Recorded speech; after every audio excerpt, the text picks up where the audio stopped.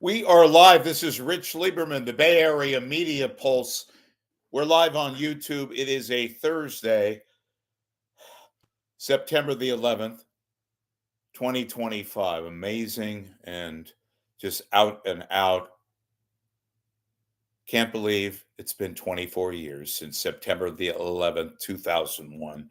And to those of you like myself who weren't inwardly affected, who didn't have relatives there, but can very much commiserate with those of you who were touched by it, like all of us were. But again, those of you who may have family members there, may have lost loved ones, or are simply involved in the conscience, like a lot of us. September the 11th, 2001 will always be in our thoughts.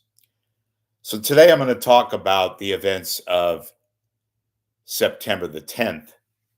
And that has to do with, of course, the Charlie Kirk assassination, the murder of the very, very powerful conservative young guy, influencer named Charlie Kirk, who, of course, was killed gruesomely, shot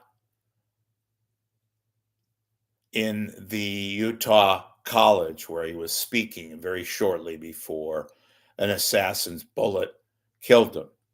And look, I'm going to say a lot of things. Because I waited not to pat myself on the back or anything like that, but I couldn't talk yesterday. I saw the video, and you'll watch the video, especially if you're doing something like this. You have to. I'm sorry. And I'm going to talk about this holier than thou righteous crap, a day after, of those people, the individuals, and the networks who choose, we're not going to carry the video. We're not going to show the video. As if they're going to tell us what we can and cannot see. First of all, if you really wanted to see the video, it was available online. You could watch it. And yes, there are a group of people out there who want to see gruesomeness and tragedy and something horrific. But fact is, it's part of the public domain. It happened. It was an assassin's bullet that was gruesome. Yes, it killed somebody. But I'm sorry, and I'll get to that in a second. But the fact of a CNN or another network or any of the commercial networks telling us righteously, we're not going to show this because it's too disturbing. Meanwhile, they show everything but that. Meanwhile, they have no problem with other images that they show. And now they're going to supposedly tell us what we can and cannot see. It is out and out hypocrisy. It is ridiculous. We're a grown nation, a grown people. And like I said, I'm going to get to the heart and soul of it in a second. But for God's sakes, maybe if you started showing these gruesome images and videos, then the American public would see just how gruesome and ugly and pathetic that it is. Maybe there would be something to that. Maybe there would be some movement. But I'm not going to get into that right now. Censorship, no matter what form, is gruesome. But beyond that, folks, let me say this. I thought the coverage was generally very good and very solid. On these breaking news events, it's difficult, especially when it is in a relatively sparsely populated region, like, for example, Utah, this college town. Fortunately, good job CNN and the various other cable networks, whom were able to get firsthand accounts, who were able to get reports, various people who were near or were actually at the scene of the crime. And I'll give CNN credit, once again, as I have frequently said here, and lauded them for their coverage of breaking news that involves something like this. CNN does a good job of bringing you coverage albeit a very, very tragic story. Well, of course it was. But being able to have reporters on the scene from other stations, perhaps affiliates who are nearby, like a Salt Lake City, and were literally within minutes able to bring you the story complete with a video, other videos more sanitized in their world videos. Again, if you wanted to see this 6-second, admittedly very disturbing video, you could have gone online, you could have gone to the Drudge Report, and I'm assuming many of you saw this video, some of you did not. Chilling, as disturbing and graphic as it was, it needed to be viewed, in my opinion. It is a news event. Had it been a president, had it been, God forbid, had it been somebody, a politician, a noteworthy figure like this guy, a lot of people didn't know who Charlie Kirk was. Now they do. I knew who he was. I know that he was very big on radio and speaking and in politics and all that. And I'll get to finally why it should have been shown, the video, as gruesome, as disturbing as it was. But I want to talk about the coverage. I just lauded CNN. Fox News, from a pure bring the story to the viewer's standpoint, solid. What I didn't like, and the subtext of my broadcast, was the fact that these networks and right-wing radio cannot help themselves. I didn't go on the air Wednesday because I wanted to wait out. I wanted to get perspective. I also wanted to get information and news. Just what happened? Well, we all know what happened. We saw. Was there a suspect? Was a weapon retrieved? Was this as apparent as it was? A political assassination? Was it terrorism? Of course it was. But I'm talking about, was it something like a political assassination? Was it a lone wolf? We're not going to know that right away. And I wanted to wait and see all the evidence and see what I could. Mind you, only a day out from what we know now. We know a lot more today than we knew yesterday. We know that they're looking for a person of interest, as they put it, in that kind of context. We've had images released on Thursday. Now you see the images. We know that a weapon has now been retrieved, and we probably know now the motive. But I wanted to wait. And immediately, folks, Fox News and MSNBC, and to a degree, even CNN, immediately started going to subtext like, this is the left-wing media at its best, and condemning and going into long-winded anecdotes about the left and killers and going after right-wing people, including the president and all that. I, for the life of me, kept saying to myself, I'm naive. I'm totally naive. I thought that we would get a news account. I thought that we would get subsequent news accounts, and that try as we might, and I say we collectively, that they would try to do and perform an actual news story and not immediately go into a political fomentation.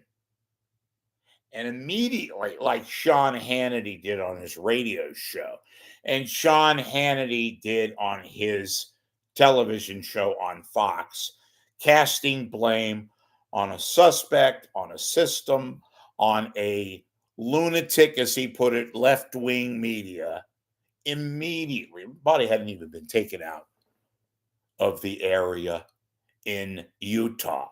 And immediately we start these little people on issues and on an agenda and going off. And one of the reasons, the irony of all ironies, here we are lamenting the fact that it was a political assassination, which it most likely was, and talking about people who profess to want to tune down the rhetoric, and yet here they are putting up the rhetoric and immediately making conclusions based on no information official from law enforcement and from authorities right there or anywhere, just going on their own intuition and immediately casting blame.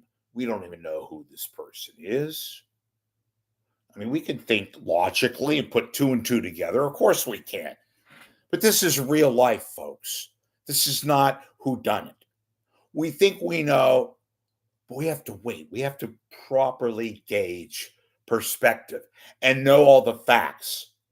And I know the temptation is to do otherwise. And we have electronic gadgetry like Twitter or X, whatever they call it now, and all these Facebooks and Instagram and these subterranean media, social media outlets. And all it comes down to is the fact we don't know anything, folks. We still don't know anything. We know a little bit more today. We know the fact that they now have released an image or two of this person who certainly looks out of place, who certainly does not look like somebody who was just along at the function, wanted to see Charlie Kirk speak. And they're probably going to have this person in custody soon. So I'm speaking right now. They have not had an arrest. And all the pontificators and the pundits are already busy doing what they do. I'm talking about only hours, if that, after the original assassination. Okay? And it disgusts me upon all end that we go to these conclusions and we make all these pronouncements without any kind of perspective, as I keep saying the word perspective, or facts, or information. And why the hell we do this is proof positive of the very institution and the very people that we have find fault with and who are almost in a way responsible for the kind of atmosphere that we have created in this world, mainly in the United States of America, where we've created this kind of atmosphere to which this political violence takes place. And yet we see morons like Hannity. I'm sorry for using pejorative statements, but that's the case. And Mark Levin. Why they can't wait a goddamn half hour, an hour, 6 hours? Well, we got to do a show. We'll do the show and talk about the person and talk about the environment that we live in. It's not just about the left wing people. These are extremists on both sides. That's the kind of environment that we live in. And it hits all of us, all of our various media. Frankly, as much as I applaud the current media and their electronic gadgetry in bringing us this story so quickly, so right on there with eyewitness accounts and all of that, I also say some of it, and the pundits who immediately, without ever hearing any kind of information, start casting blame. It's not professional. It's like anybody else. Well, you're not supposed to be like anybody and everybody else. You are correspondents there, or you are onlookers. You are observers. And yes, CNN has its law enforcement expert, who I think does a hell of a job, John Miller, and people like that. Even Fox had on some guy, a former FBI agent, who tried to be objective, who tried to give a cursory kind of an outlay as to what had happened. We saw what happened with the video, but put some perspective in the matter and said any number of things could have taken place, described a possible suspect, described the motives and all of that. It was the right thing to do. Not the very most popular thing to do, but the right thing to do. We know a lot more the day after, which I'll talk about pretty soon. branching off into a more local subject. And I'm going to say this till I'm blue in the face. The Bay Area, San Francisco, Oakland, Bay Area. The fact that we do not have a radio news talk outlet is an abomination, ridiculous, and pathetic. And quite frankly, you want to talk disturbing, and not in the manner in which somebody's life was taken. I don't mean it like that. I'm talking about an area we folks in the Bay Area, myself included, took for granted when we had a legitimate KGO news talk outlet, a news talk outlet where we could indeed talk about news like what happened Wednesday with Charlie Kirk. And yet, when we wanted to commiserate and talk and to vent, we had nowhere to go. We had social media, for whatever that's worth. But most of us instinctively, and those of you who know what I'm talking about, know what I'm talking about, turn on the radio, hear the news accounts, and we want to comment. And yes, sometimes callers can be ridiculous and tired and frankly non-informative and just anecdotal mush. But it's an avenue to which a lot of people escape, help themselves by neutralizing their own feelings, and by, in a way, by taking part and commenting on something as horrible as what happened in Utah on Wednesday. It somehow lifts us just a little bit by allowing us to commiserate and to talk and to vent. In a market size, used to be number 5, now number 7, an area, the birthplace of the freedom of speech movement, a stone's throw from Silicon Valley, and the Bay Area does not have a news talk outlet, is frankly disgusting. The San Francisco Bay Area, not a one news talk outlet. LA, yes, multiple talk stations. Boston, New York, Philadelphia, Chicago, Austin, Texas, Miami, Nashville. Yet here in the Bay Area, we don't have an outlet whatsoever. And I have railed about this. I think it is so absolutely pathetic. And I'm going to say it till I'm blue in the face. And yes, the KGO ship has sailed. The owner, the absolute murderess of radio stations, corrupt, asinine, incompetent owners like Cumulus,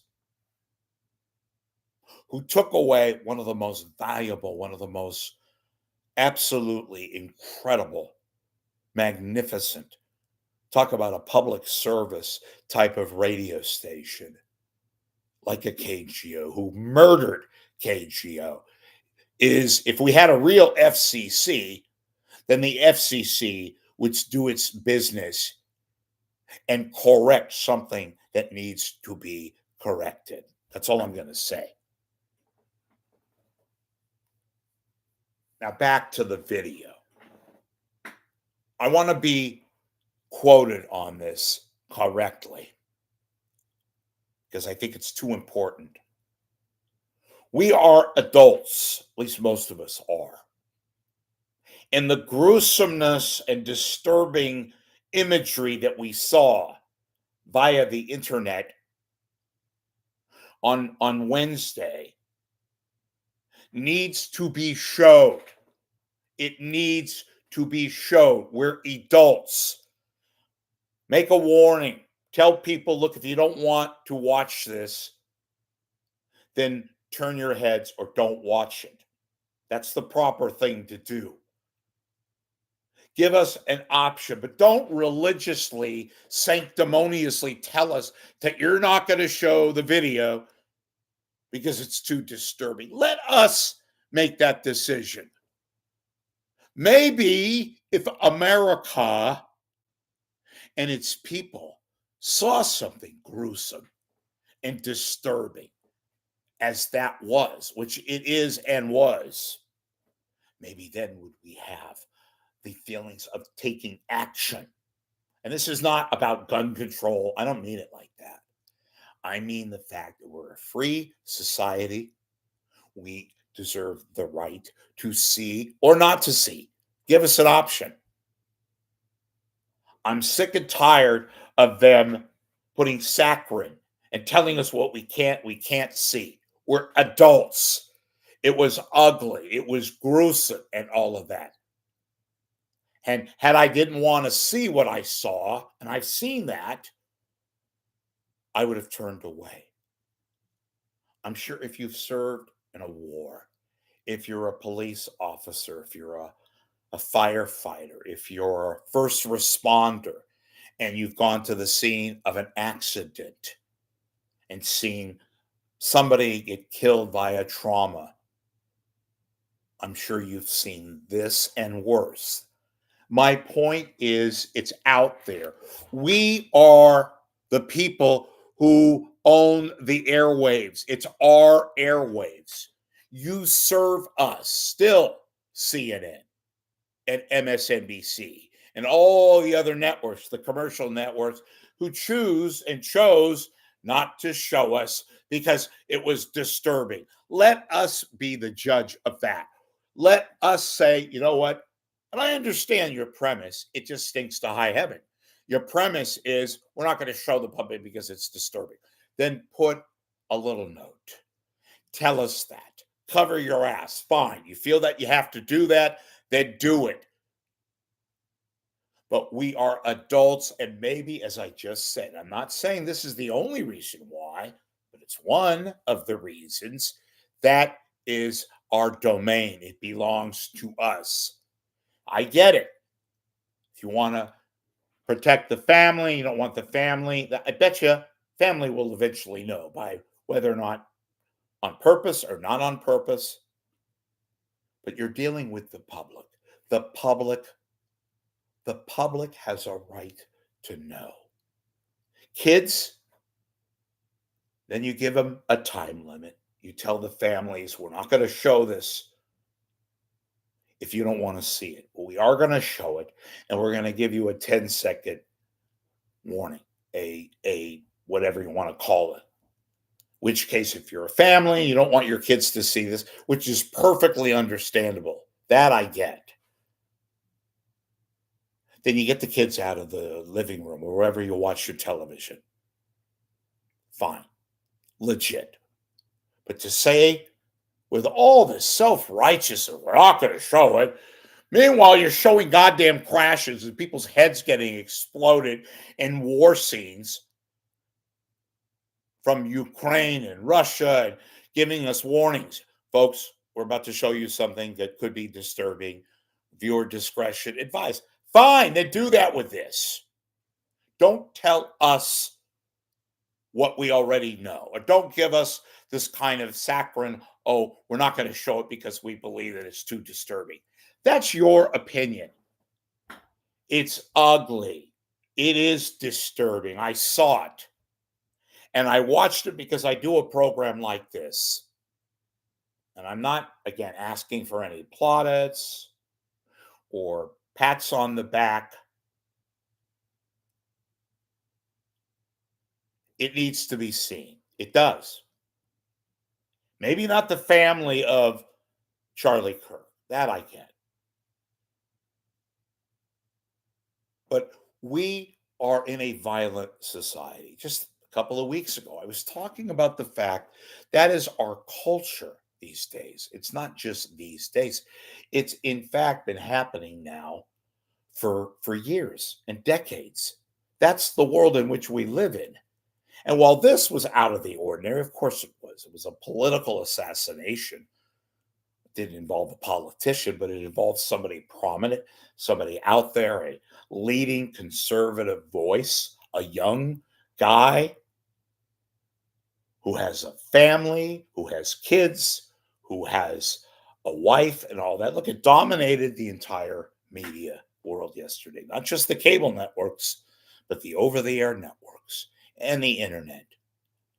And all that's what everybody was talking about. They even had a moment of silence in New York at Yankee Stadium. I listened to some various talk shows, sports talk shows, not here, but around the nation where they talked about this. They at least acknowledged what happened. It didn't stay in the fishbowl called sports. But that's the world in which we live, whether we like it or not. And while, yes, political assassinations take place in the so called underdeveloped nations like South America and some European countries, not the UK or Italy or France, but in the Middle East and South America and Asia, this is very prominent.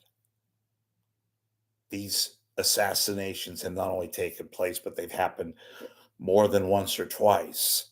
So it's not as if this is something that just is happening in America, although it seems to happen in our hemisphere with our continent as the dateline.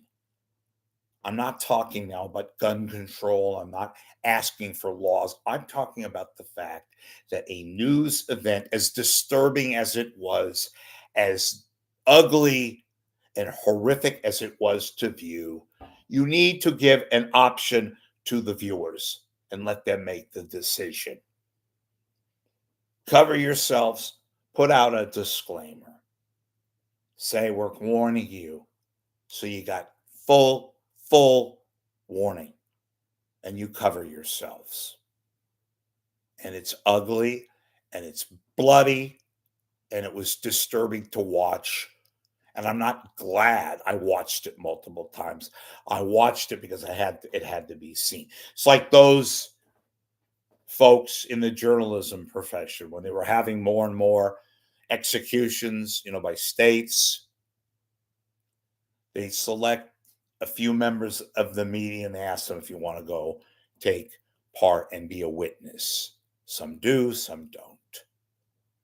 So all I'm saying is don't be the custodial members of media and tell us what we can't see and cannot see and sweep this away. It is a part of our domain, unfortunately. And it's going to happen again. It's not going to go away anytime soon. It may not be as graphic, and hope to God it isn't, but it's going to be out there. That's all I got to say on that end. And I again want to just emphasize something. A lot of you, and I'm humbled by this, I really am, sent me emails. Hey, Rich, we're wondering, wanted you to be on the air. Why didn't you go on the air yesterday?